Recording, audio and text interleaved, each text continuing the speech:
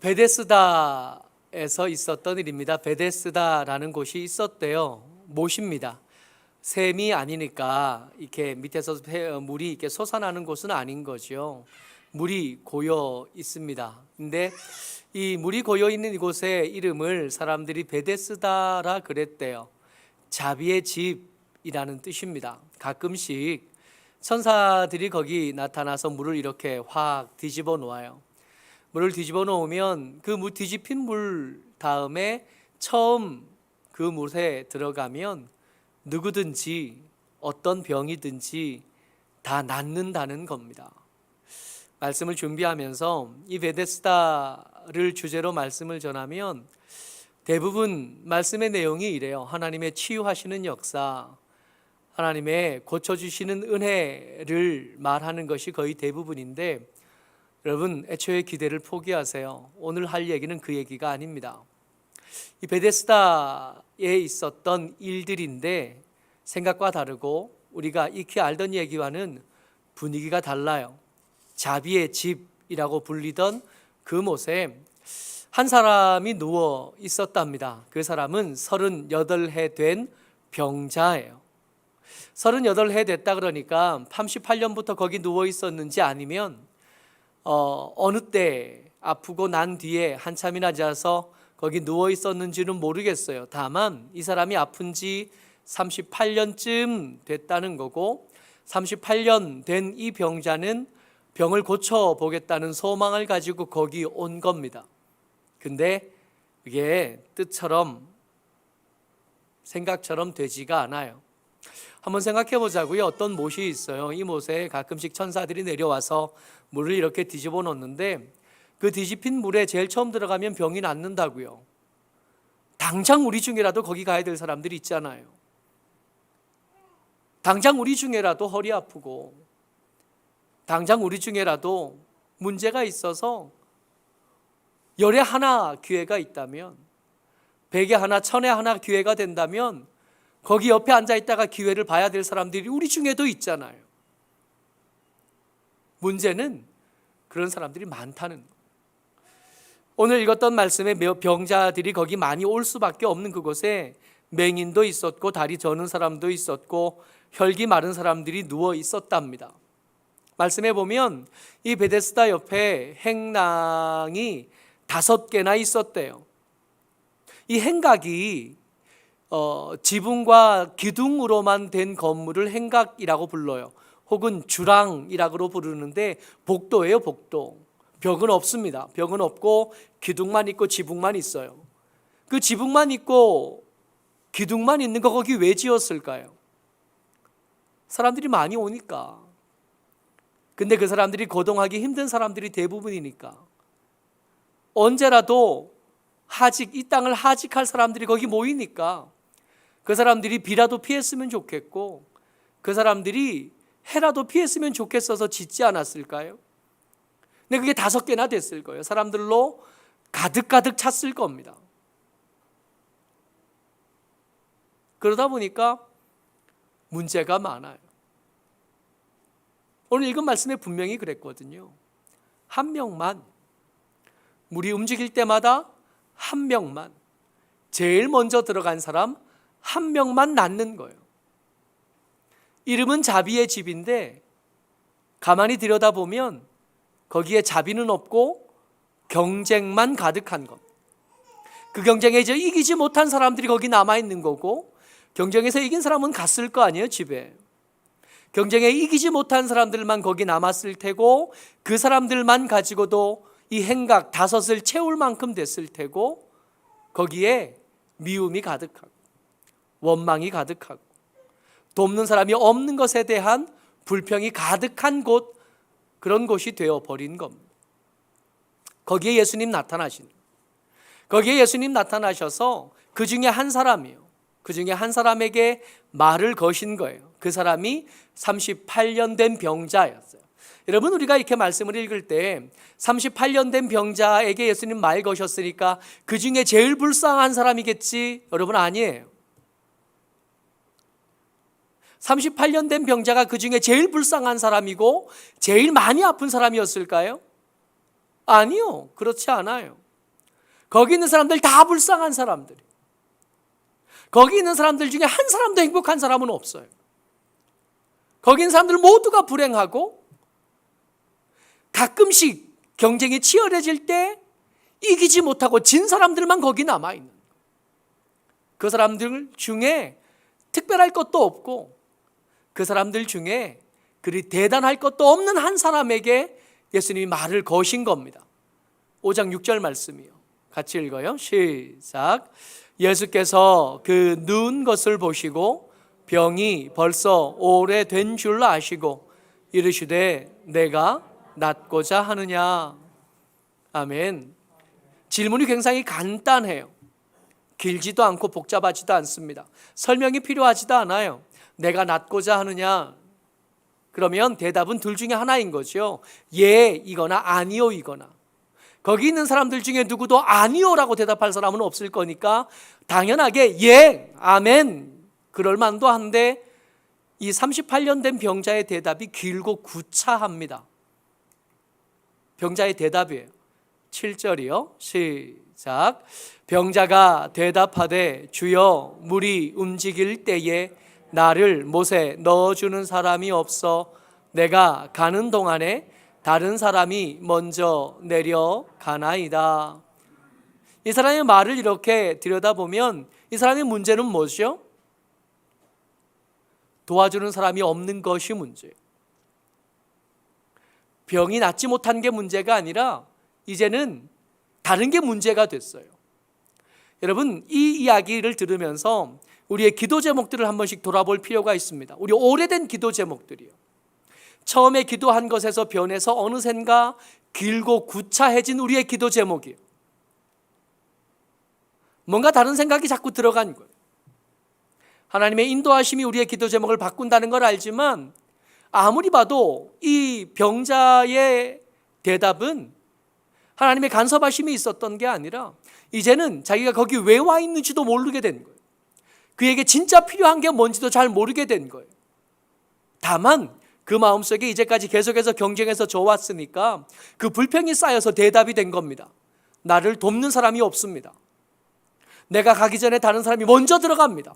사실은 내가 더 불쌍한데, 내가 더 간절한데, 내가 더 오래됐는데, 내가 여기 온 지 훨씬 더 먼저였는데 저놈이 먼저 들어갔습니다. 그래서 내게는 그렇게 된 거예요.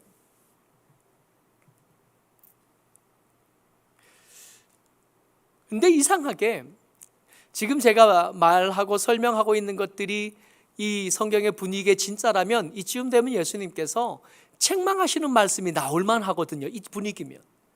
너에게 지금 필요한 건 돕는 사람이 아니라 낫는 거 아니냐? 하는 말씀이 나오실 만한데 그 말씀이 나오지 않으셔요. 8절로 이어져 가보면 같이요. 시작. 예수께서 이르시되 일어나 내 자리를 들고 걸어가라 하시니. 가타부타 별 말씀이 없으세요. 그냥 네 자리를 걷어가지고 들고 집에 가라는 겁니다.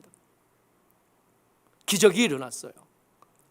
물이 움직인 적도 없고 그 물에 들어가도록 도와준 사람도 없고 아무 일도 일어나지 않았는데 38년 동안 누워있던 이 사람이 일어선 거예요. 일어서서 자리를 들고 걸어갈 수 있게 된 겁니다. 근데 하필이면 이 날이 안식일이었던 거예요. 이 날이 월요일이었으면 좋을 뻔했는데, 이 날이 수요일이나 금요일쯤 됐으면 좋을 뻔했는데 하필 이게 안식일이었습니다. 이 사람이 걸어가지고 들고 가요. 그리고 보통 이쯤 되면 이 사람이 38년 된 병자 말이에요. 갑자기 병이 나왔잖아요. 그렇게 간절히 원하던 것을 얻게, 이제는 그렇게 원하는 건지 잘 모르게 된, 그것도 아무튼 얻게 되었잖아요. 그러면 제일 먼저 어떤 말이 나와야 되냐 하면 고맙습니다 라든지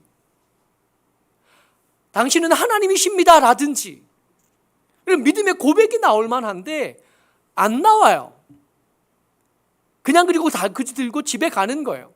근데 집에 가다가 어떤 사람들이 시비를 걸기 시작하는 겁니다. 너 안식일인데 왜 이거 들고 걸어가느냐는 거예요. 이 사람이 그 전에 병자였는 걸 아는지 모르는지 모르겠어요. 근데 사실은 가만히 생각해 보면 모를 수가 없어요. 여러분, 38년 동안 도와주는 사람 없이 베데스다에 있었던 사람, 행색이 어땠을까요? 거지도 이런 상거지는 없는 거예요. 삐쩍 말랐을 테고요. 38년이니까 그때 평균 연령이 한 45세 정도밖에 안 될 테니까 많이 늙고 초췌할 테고요. 냄새 날 때고요. 그 주변에 지금 여전히 누워있는 사람들과 비슷한 행색인데 오래돼서 다 사가버린 자리를 들고 있는 거 보면 조금 전까지만 해도 이 사람이 병자였다는 걸 그냥 보기만 해도 알만한데, 이 유대인의 눈에 뭐만 보이냐 하면 안식일인데 자리를 들고 있는 것만 보이는 거예요. 시비를 거는 겁니다. 5장 12절에 보면 그들이 묻되 너에게 자리를 들고 걸어가라 한 사람이 누구냐? 이 사람이 몸이 아파서 그렇지 눈치가 없는 사람은 아니거든요. 몸이 아파서 그렇지 눈치가 없는 사람은 아니니까 지금 이렇게 나에게 그 사람이 누구냐 하고 물을 때 그 사람을 향한 호의가 하나도 없다는 것 정도는 알겠어요. 나를 고쳐준 그 사람에 대해서 지금 질문하는 사람들이 그 사람이 누군지 알기만 하면 가서 멱살이라도 잡으려고 한다는 걸 이 사람이 알겠는 거죠. 말해주고 싶은데 다행인지 불행인지 잘 몰라요. 누군지. 여러분, 여기서 생각해 봐야 될 거. 여러분, 38년 동안 앓던 병을 고쳐주셨어요. 돈을 받은 것도 아니에요. 근데 이 사람이 누군지 몰라요. 13절 말씀입니다. 같이 읽어요. 시작. 고침을 받은 사람은 그가 누구인지 알지 못하니 이는 거기 사람이 많음으로 예수께서 이미 피하셨음이라. 아멘. 그냥 이게 스쳐 지나가면 예수님께서 피하셨으니까 모를 만도 하지. 근데 여러분, 이 사람이 정상적인 사람, 아니 좋은 사람이기까지는 기대하지 않는데 평균적인 사람이라고만 해도 고맙다고 해야 될 거 아니에요.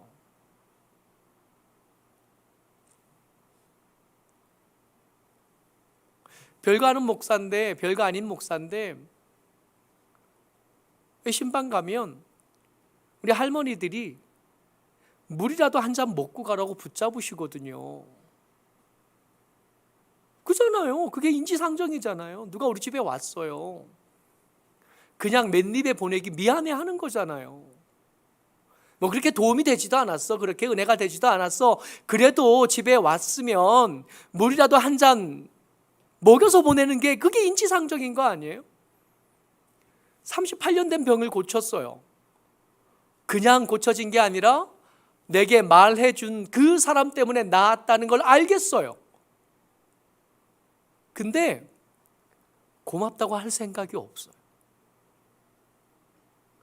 그냥 갑자기 사라졌으니까 뭔가 보답할 것도 없고 가진 것도 없고 마침 그냥 사라져 주셨으니 고맙다 그러고 그냥 내버려 둔 거예요.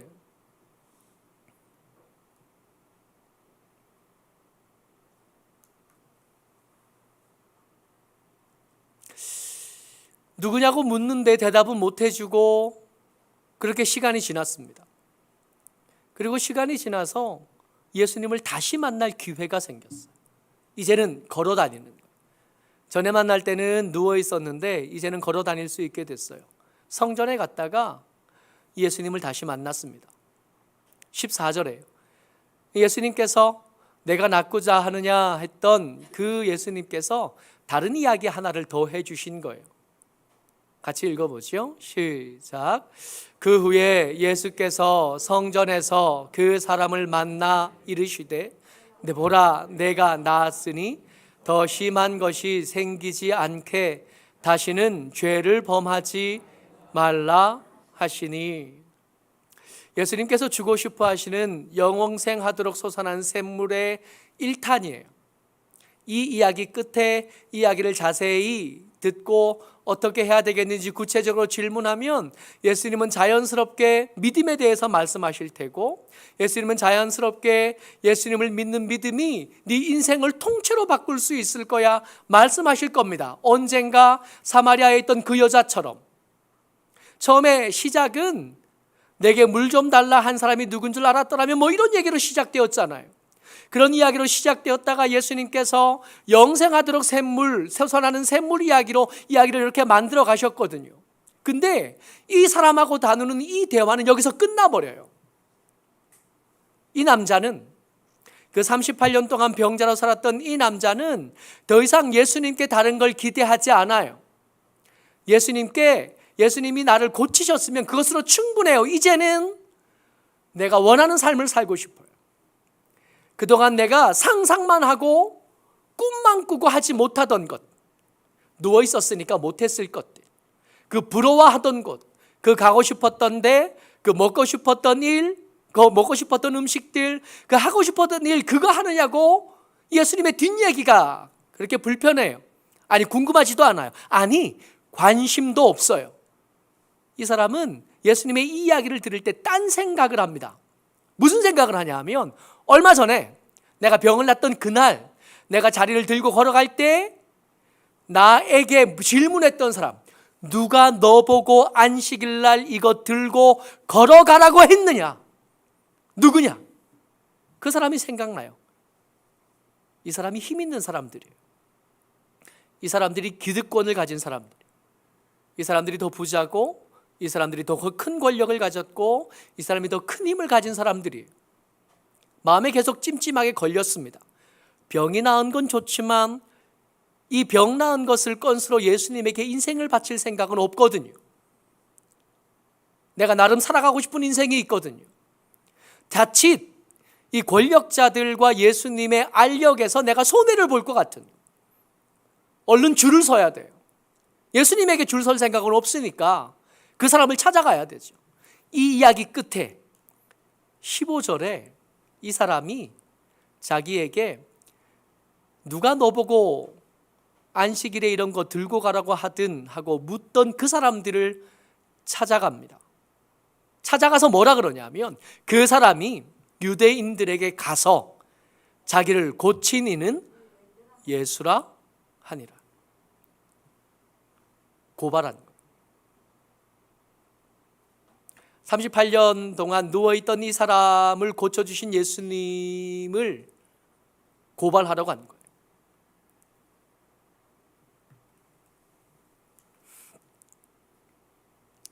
이 사람들이 잘 모르는 게 있어요. 이 38년 동안 병자였다는 사람이 상상도 못하는 게 있어요. 이 사람이 생각할 때 내가 예수님에게 얻을 수 있는 것은 이 병 낫는 것, 이게 제일 큰 거라고 생각을 했을 거예요. 설교 준비하다가 그런 생각이 났어요. 늙은 어머니가 계신 거예요. 늙은 어머니가 계신데 이 어머니가 재산이 좀 있어요. 집도 좀 있고 땅도 좀 있어요. 며느리들이 그 집에 뻔질나게 드나듭니다. 이 어머니가 고마워요. 다른 집에는 그렇게 며느리들이 안 찾아오는데 우리 집엔 열심히 찾아오거든요. 고마워서 이 정신 나간 시어머니가 그 며느리에게 자기가 가지고 있던 집도 주고 땅도 줘버렸어요. 계속 잘할 줄 알았지. 주고 나니까 그 명의가 이전되고 나서부터 안 와요. 이 며느리 생각에는 그런 거죠. 이제 우리 어머니에게 남은 재산이 없어. 그냥 가봐야 일만 많고 타박받을 일만 있지 더 얻을 게 없어요. 더 올 일이 없는 거예요. 어쩌면 이 환자였던 이 사람, 병자였던 이 사람은 예수님에게서 병 고침을 받았으니까, 여러분 이게 얼마나 큰 일이에요. 38년이면 거의 평생을 누워 있었던 사람이 걸을 수 있게 된 거잖아요. 이거면 충분해. 이거 얻었으면 내가 더 이상 뭐 예수님께 얻을 수 있는 게 더 있겠나? 그럼 됐지 뭐. 혹여라도 예수님 때문에 피해가 올 것 같으니까 이제 선을 그은 거죠. 여기까지만. 뭐 감사하다고 말한 적도 없고 뭐 갚을 생각도 없었지만 잘하면 예수님과의 관계를 잘 끊을 수 있겠는 거예요.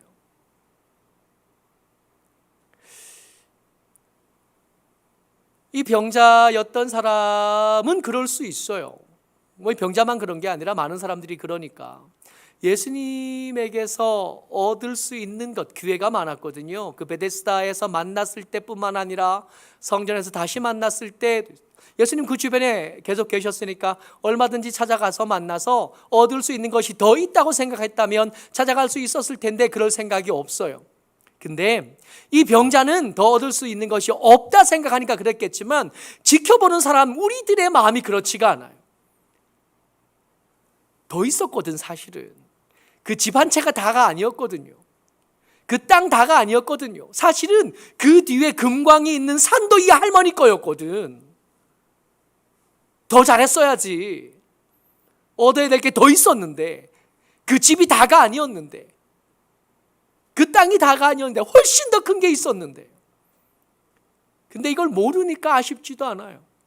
여러분, 우리가 이 같은 맥락의 설교를 벌써 4주째 나누고 있어요. 그 사마리아 여자 이야기부터 시작된 이야기입니다. 그 사마리아 여자에게 예수님께서 주고 싶으셨던 거가 있었거든요. 4장 14절 말씀이에요. 같이 읽습니다. 시작.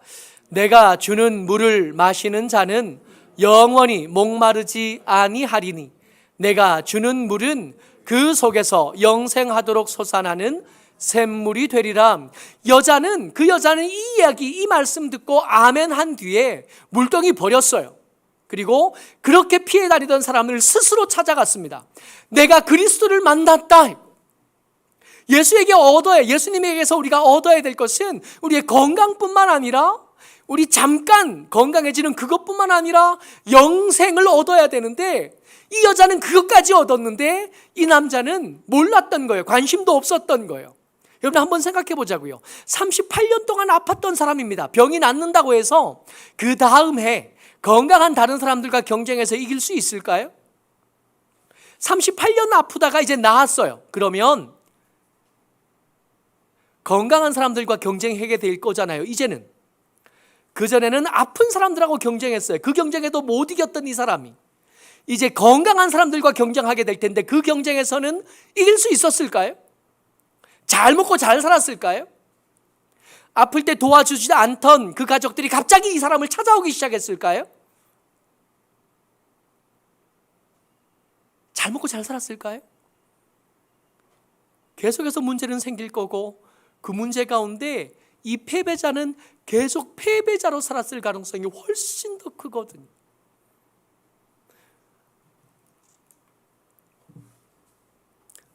생각해 봐야 될 게 있어요. 여러분, 예수님은 이 사람을 왜 고치셨을까요? 예수님께서 기적을 행하신 것들이 성경에 기록이 많이 되어 있는데 공통점이 좀 있어요. 첫 번째, 어떤 사람을 고치셨냐 하면 간절히 원하는 사람을 고치셨어요. 그러지 않았어요?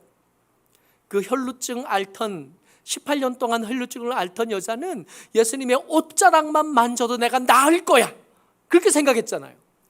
그리고 몰래 예수님 뒤에 갔다가 옷자락 만지는 중에 나은 걸 경험해요. 바디메오는 예수님이 지나가신다 그러니까 예수님이 어디 있는지도 잘 몰라요. 사람들이 많이 지나가는데 예수님을 보고 말하는지 예수님을 등지고 말하는지도 몰라요. 일단 소리부터 치고 보는 거예요. 나사렛 예수여 나를 불쌍히 여겨 주옵소서. 그러다가 고침을 받았잖아요.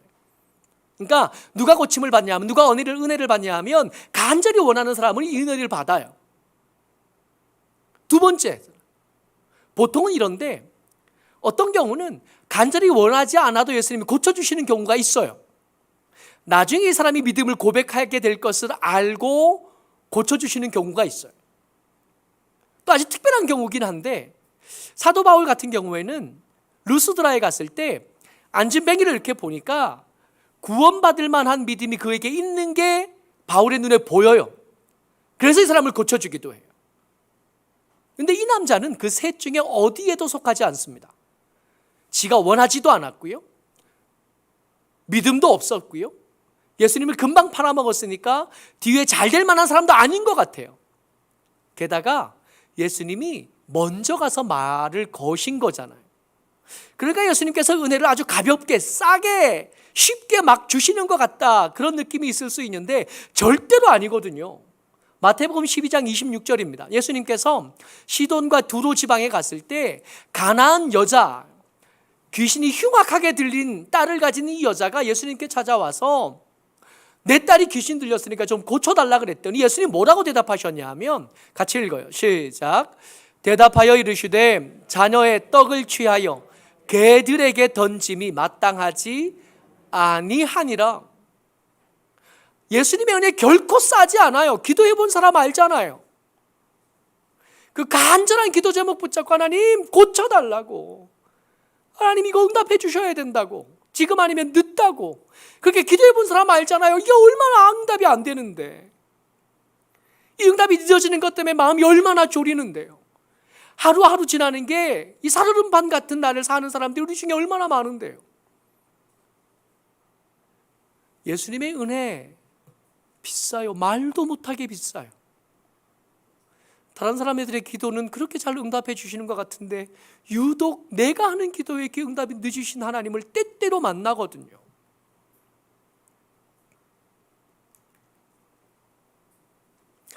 예수님이 이 사람에게 도대체 왜 말을 거셨을까요?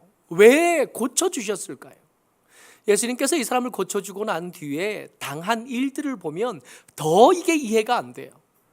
5장 18절 말씀입니다. 같이 읽어요. 18절. 예. 18절 같이 읽어요. 시작. 유대인들이 이로 말미암아 더욱 예수를 죽이고자 하니 이는 안식일을 범할 뿐만 아니라 하나님을 자기 친아버지라 하여 자기를 하나님과 동등으로 삼으심이로라. 유대인들이 이제 내놓고 예수님을 죽이기로 결정한 사건이 이 사건 때문입니다. 여러분이 베데스다에 있는 사람이 믿음이 있는 사람도 아니고 믿음이 얻을 만한 사람도 아니었는데 이걸 일부러 하신 거예요. 이거 해가지고 얻은 거라고는 믿음을 못 얻으셨잖아요. 살기 등등한 유대인들, 그들의 살인 동기만 부여하신 것 뿐이에요. 얻은 게 하나도 없어 보여요.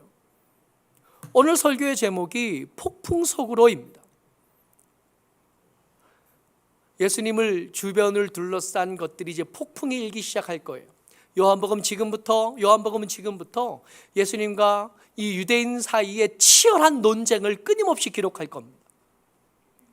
예수님을 둘러싼 사람을 예수님이 어떻게든 죽일 수 있을까 고민하기 시작하고, 어떻게 하면 예수님을 더 빨리 죽일 수 있을까 고민하는 이야기들이 계속 펼쳐지게 될 거예요. 근데 폭풍은 예수님 주변에서만 일어나는 게 아니라, 사실은 이 폭풍은 한 가지 뜻만 있는 게 아니라 우리에게 중요한 의미가 있습니다.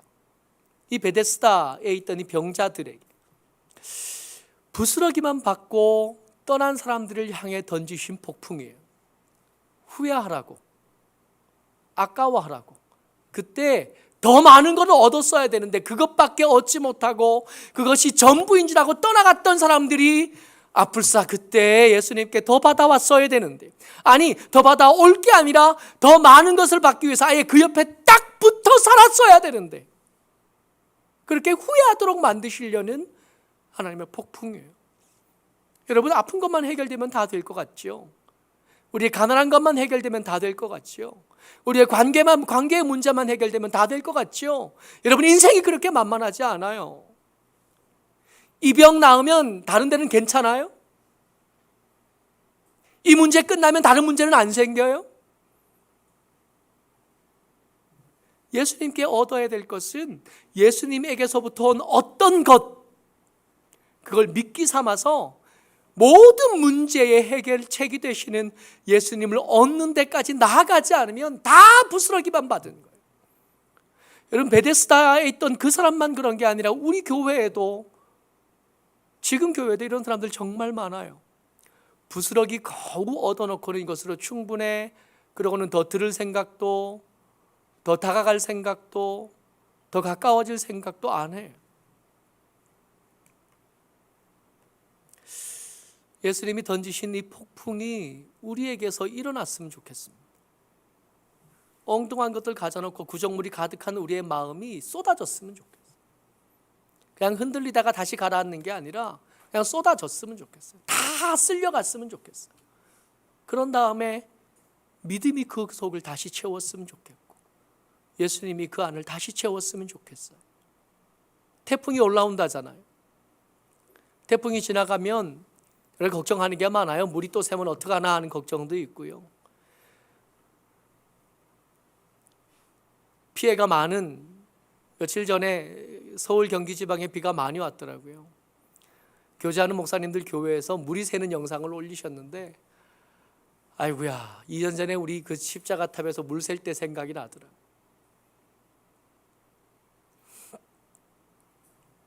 태풍이 올라오는데 이 태풍이 저기 바다에만, 강에만, 우리의 삶의 자리만 올 것이 아니라 우리 믿음에, 우리 보잘것없이 부스러기만 그것으로 충분하다고 생각하는 얄팍한 이 베데스다에 38년 된 그 환자 같은 믿음을 가진 우리에게도 그 태풍이 불어왔으면 좋겠어요.